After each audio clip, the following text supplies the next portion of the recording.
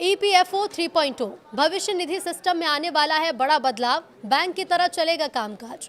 नमस्कार, न्यूज़ 18 का digital platform आप देख रहे हैं और मैं हूं रितु सिंह। ईपीएफओ सदस्यों के लिए एक अच्छी खबर है। अब देश भर के सभी कामगारों को अपनी भविष्य निधि से जुड़ी हर जानकारी अपनी ही भाषा में बिना दफ्तर के चक्कर लगाए क्लिक पर मिलेगी। कर्मचारी भविष्य निधि संगठन यानी ईपीएफओ अपने सिस्टम को पूरी तरह नए रूप में ढालने जा रहा है ताकि आने वाले सालों में करोड़ों लोगों को ज्यादा फास्ट, पारदर्शी और आसान सेवा मिल सके। यही बदलाव ईपीएफओ 3.0 के नाम से जाना जाएगा।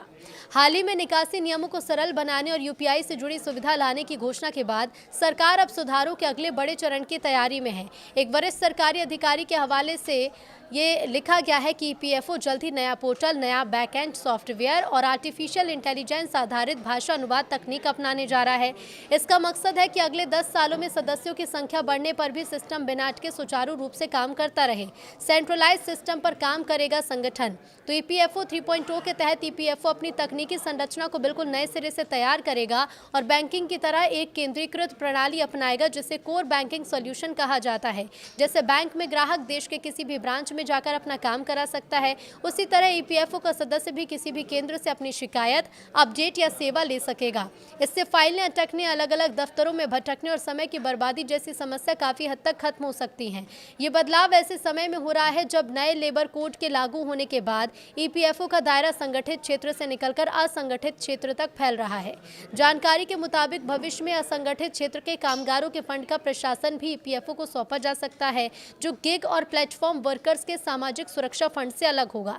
फिलहाल ईपीएफओ के पास करीब 8 करोड़ सक्रिय सदस्य हैं और लगभग 28 लाख करोड़ रुपए का कोष ऑपरेट किया जा रहा है। इतने बड़े स्तर पर काम करने के लिए मजबूत और आधुनिक तकनीकी ढांचा बेहद जरूरी माना जा रहा है।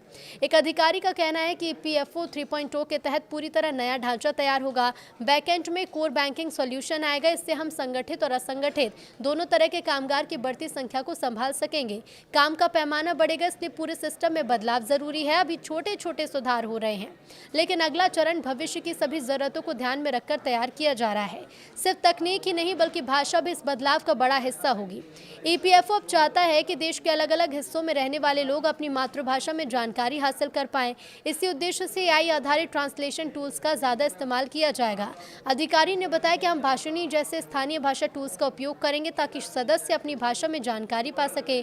भाषिणी इलेक्ट्रॉनिक्स और सूचना प्रौद्योगिकी मंत्रालय द्वारा विकसित एक आर्टिफिशियल इंटेलिजेंस आधारित भाषा अनुवाद करने वाला प्लेटफॉर्म है जो अलग अलग भारतीय भाषाओं में तुरंत जानकारी देने में सक्षम है।